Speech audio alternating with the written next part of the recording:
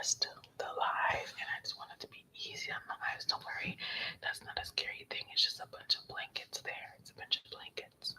Don't you worry. It's okay. It's okay. It's okay. It's okay. Actually started another live, and it was crazy because all these alarms started going off. My daughter put like 7 alarms on my phone that were like 13 hours long.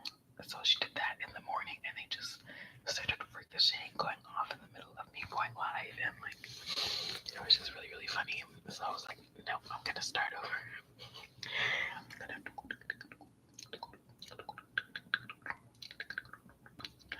Let's see how many minutes I got in me before I just crash because I have so many updates, y'all. Life is life, and you know what I mean? And that doesn't always mean that it's a negative thing. It just means like life happens and you get busy and you have stuff going on, you know what I mean? So that's what's been going on. I've been studying, I've been learning a lot. This is a season where like this time of year is really busy for me because there are birthdays and it's learning and it's school, even though I homeschool. And it's just the time where there's a lot of inner work for me. It's kind of slowing down a little bit more. And my plate becomes really full, so I have to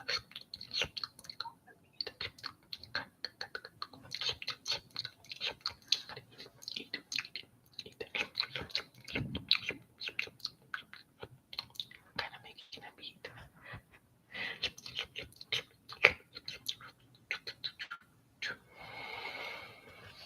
Take a sip of water. I hope the sound is good because I'm using my laptop, and I just got these basic things for now. Another update. I know there were a few of you who wanted me to create videos, custom videos for y'all, and my email got so full. Yo, my email was so full, and I just hadn't had the time to delete everything. So I want you to know that I'm not ignoring you. It's just that it's got to wait, right? But I was thinking of creating another account, not on YouTube, but something where you can book with me directly, so we can forego the emails and just put in your requests and do things. Some of y'all, you know, your requests are a bit out there, okay? Your girl's got some boundaries, though. I know just the season for y'all, but these funky spirits, these what they're like monitoring the spirits to be coming out and just wanting to be all up in your business, but we're not doing that. We're not doing that, okay? So what I'm gonna do, I'm gonna set something up. Don't ask me when it's done. It's gonna be done. Y'all gonna see it, okay? Period. I'm not like this other ASMR artist, okay? I got a life outside of this. I love y'all, but y'all gotta know that when it's done, it's done. Period. Or what? Exactly. That's what I thought. Go to sleep. You know what? You know, you like when I'm talking. When I'm talking. I love random things as triggers because like unexpected and it's kind of funny, and like I kind of like that a little bit, you know. It's okay to be weird. Weird is in. Okay. Embrace. I said embrace. Embrace the cringe. Not the cringe. You see what I'm saying? Not the cringe. The cringe. I mean, this is like everybody in Whoville, right? But I'm not old. I have not watched that in a long time. But yeah, so I'm gonna get that going for y'all. But I had decided that I was going to read a book and kind of do some rambling, kind of do some updates here and there for y'all. This book is really, really interesting, and there's a great story in it, and I thought it's perfect for this season. And y'all really liked what I read last time. Y'all have requested me reading bedtime stories quite a bit, so this is a thicker book, a little spooky for y'all. Look at that. Isn't that cool? Isn't that awesome? I was obsessed with werewolves too. Like I've always loved werewolf lore, mythology, and like shape shifting. And it made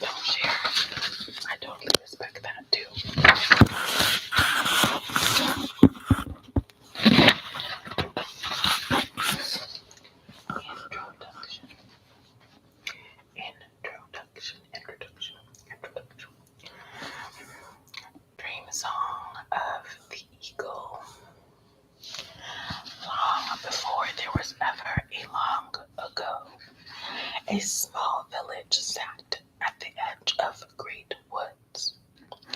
In this village, a young girl was born, completely mute. She could not laugh, she could not cry, she could not speak or utter a sound. Because of this, she was often teased and shunned by both her family and the other people in the village. So the young girl did the only thing she knew to do to make herself feel better. She went to the woods. It was her safe spot, her haven. Only in the woods did she feel accepted. About the same time the young girl was born into the village, a young boy was born also.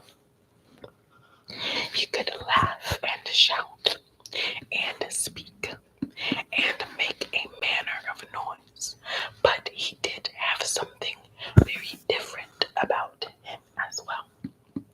The boy was a little clumsy, a little out of rhythm with everyone and everything in the village.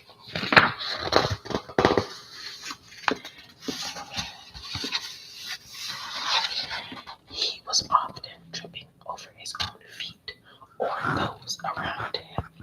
Because of this, he too was often the object of a great deal of teasing and ridicule.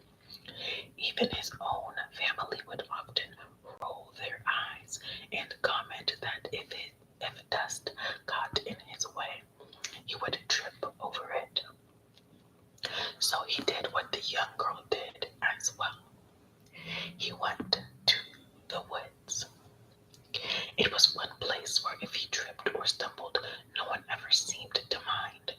It was the one place he was not teased. Because he and the girl shared this in common, they grew to be close friends. They would spend their days exploring the woods and seeking out new wonders. They would create games and adventures. They watched and studied everything they came across, and before long, they knew more about the woods than anyone in their village had ever known. One day, while they were exploring a new area of the woods, they heard a rustling in the bushes to their left. They slowly walked over and gently moved the bushes back. Moved the bushes back, the bushes back, the bushes. Moved the bushes back. And there, lying on the ground, was a young eagle that had been shot through the shoulder. The eagle looked at them with eyes filled with pain and fear, but it was too weak to even try to escape. The boy and girl just stood still, their eyes wide in amazement. They had never seen an eagle up close before. Neither was sure what to do. And then the boy got an idea. I know, he said. We'll bandage it and make it better. It'll be our friend. The girl just looked at him, not sure if that was something they should try to do. Then she motioned to the sky, telling her friend that maybe there might be a mother and father eagle that might come and take care of this one. The boy ignored her gestures and motions. The seed had been planted. He had already decided that he would save the eagle, and it would become his best friend, and he began to look for something to wrap the eagle in. The girl took a deep breath. Knowing what her friend was like when he got something stuck in his head. And she began to look around for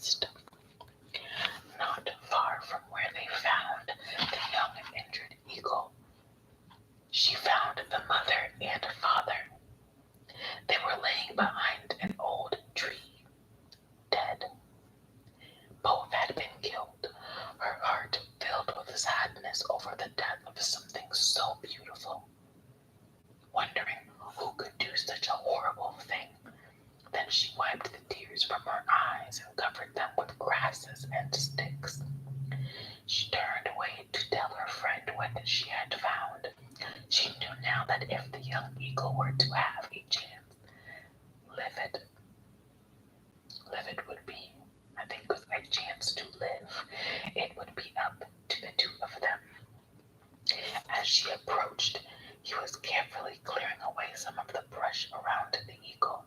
She tapped him softly upon the shoulder. Tap, tap, tap, tap, tap, tap, tap, tap, tap, tap. She tapped him softly on the shoulder, and he turned to look up at her. She shook her head and motioned softly with her hand. He frowned, understanding, and they both looked down at the eagle before them. The girl removed the shawl she had tied around her waist, and together they laid the shawl over the eagle.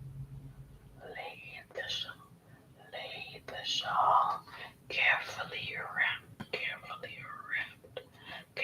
wrapped it. The eagle, weak with pain, did not struggle at all, and holding the bundled eagle between them, they began to carry it through the woods. They carried the eagle to a meadow not far from where they found it.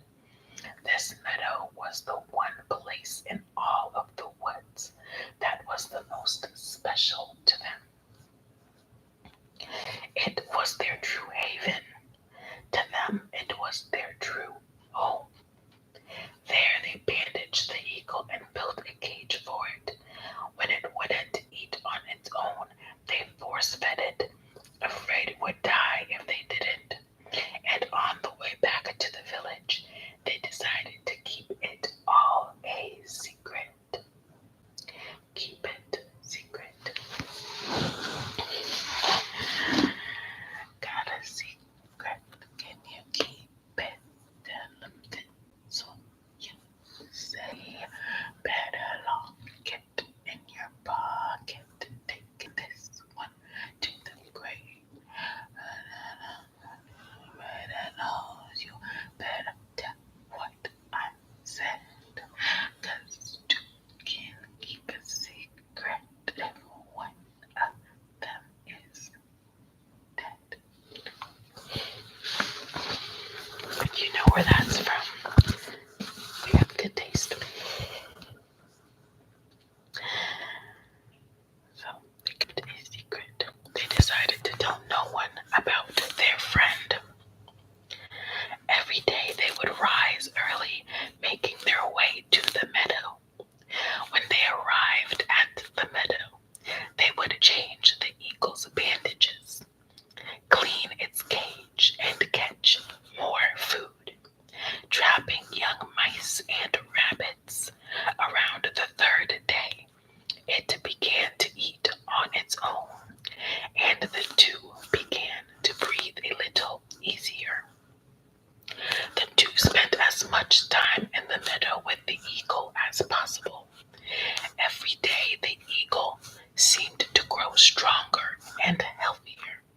It was eating on its own. It was alert. It was even trying to stretch its wings through the bandages. These have nice sounding pages. Around the fourth week, they were up early as usual, making their way to the meadow. The sun had barely risen, and the grass was still wet with the dew. As they stepped into the meadow, they froze. The cage was wide open, and the eagle was gone. They looked at each other, then began looking around the meadow. Both suspected, I like that word. Suspected that someone in the village had found out about their eagle and taken it away. As they looked around, their worry over someone from the village having taken it faded. There were no signs that anyone had ever been in the meadow other than themselves. They were puzzled, and as they looked around trying to understand this mystery, the girl glanced up and there she saw the eagle, high on a tree limb at the edge of the meadow. Above the cage perched the eagle whose life they had saved. The bandage was off of its shoulder and draped over that limb. The girl nudged her friend. He looked at her and then looked at her, looking up. When both pairs of eyes were looking, the eagle solemnly bowed to them. Their eyes widened in amazement. They didn't know much about eagles, but they didn't think eagles bowed to people, much less children. But then it became stranger. The eagle fixed them both with his eyes, and he began to speak. I wish to thank you, my young friends, for having saved my life. But now it is time for me to go. Astounded that the eagle could speak, it was a moment before the boy answered, and then only at the nudging of the girl. Why? He asked. Why must you go? You can stay here with us. The eagle smiled and shook his head. No, I'm sorry, my friends, but the people in your village have found out about me. They think you spend too much time here, and they intend to come here tomorrow and take me away. Both the boy and the girl got tears in their eyes, saddened by his words. Don't be sad, the eagle continued. You have performed a wonderful healing, and it is time for me to go. I too have a home, and it is time to return to the land of the eagles. Neither the boy nor the girl knew what to say to this magnificent bird. A lone tear rolled down the girl's cheeks. Wipe, there's the tears. A lone tear rolled down the girl's cheeks. The boy sniffled, wiping his eyes, and then he got another idea. Take us with you. Let us go with you to the land of the eagles. The eagle laughed softly. No, I'm sorry. The land of the eagles is a great journey. In fact, I have to fly through the heart of the sun itself. We don't mind. No one really likes us here. We won't be any trouble. The seed was planted, and the boy began to beg more. The girl urged him, seeing some hope in the request. Her own eyes begging the eagle. No one likes us. They treat us terribly. They don't even care most of the time where we are. You're back. As the boy begged on, the eagle closed his eyes and thought for a moment. When he opened them, the two became silent. The eagle fixed his eyes upon them and spoke again. I will give you the night to think about this. If you truly wish to make this journey, you must meet me here before the sun comes up tomorrow morning. But understand this, it is a long journey, and we will fly through the heart of the sun. If you make this journey, you may never be able to return again. The two looked at the eagle, mimicking his solemn look, and then they looked at each other. Grins burst upon their faces, and the two turned and dashed out of the meadow, running back toward the village. They sneaked, they sneaked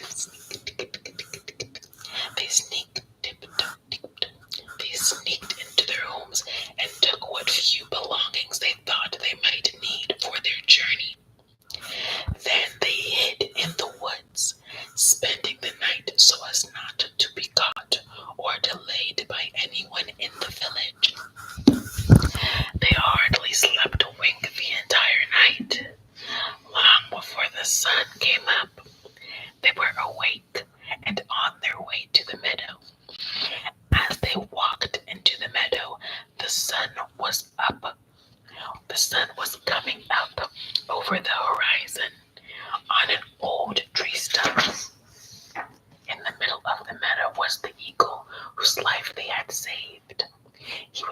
stretching and flexing his wings, loosening them for the long journey ahead. As the children approached, he let his wings come to rest at his sides, and he bowed again to them. I see you have made your decision, he said. Both grinned widely and bobbed their heads up and down, up and down, up and down, up and down, up and The eagle smiled briefly and then got more serious. You must understand several things. And I'm gonna wrap this up soon, and to continue another night. You must understand several things, he said. This is a very long journey, and we will fly through the heart of the sun. It won't be dangerous, but when we pass through the sun, you must close your eyes, or the sun will be so bright that it will blind you. And also remember that if you make this journey, you may never be able to return again. The two looked up at each other, and hesitation only crossed their faces for a brief moment. And again they both nodded. Then each of you climb upon one of my shoulders. As they climbed onto his back, his weight shifted, adjusting to the children there. He bent his knees and spread his tremendous wings. Then he leapt up, beating his wings with great speed and force, trying to rise with the children on his back. At first, it didn't seem as if he would be able to lift them. But inch by inch, he began to climb, with the children hanging on tightly. Soon, he settled into a steady beat of his wings, strong and smooth. He circled the meadow and then began climbing. As they reached treetop level, the children looked down off of the back of the eagle. They saw a line of villagers moving through the woods toward the meadow, and they knew that what the eagle had told them was true. They immediately began laughing, knowing that they had gotten away. The laughter that carried down from the back of the eagle, and the villagers looked up. They saw the young boy and girl on the back of that eagle. They started hollering and shouting up at them. But by that time, the eagle had climbed so high, their voices were lost in the wind. Still, the eagle climbed higher. Before long, the eagle and children disappeared into the heavens, and the eagle began the long journey toward the sun. Toward the sun. This is the book called Animal Wise, The Spirit, Language, and Science of Nature by Ted Andrews. I just read the opening section of this book, which when I first read it was absolutely amazing to me. The storytelling is incredible and it's very vibrant and very playful from the perspective of children, speaking to this wonderful eagle who they save, whose life they save.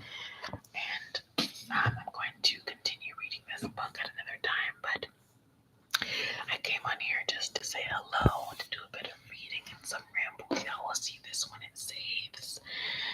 I haven't been able to upload regular videos for some reason, so I'm going to start doing lives if this is something that y'all enjoy.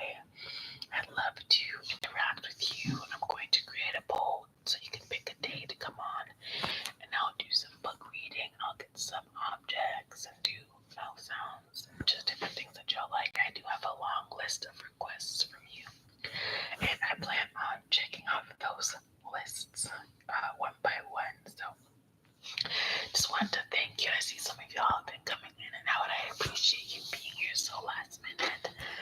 It's just been a bit challenging to upload things. YouTube has been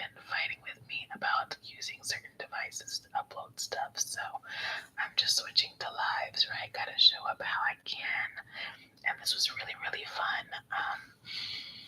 Yeah, and I'm working on some things. Some of you requested personal videos. I'm gonna get that to you when I do. It's just an adjustment this time of year. It gets pretty busy. But I just wanted to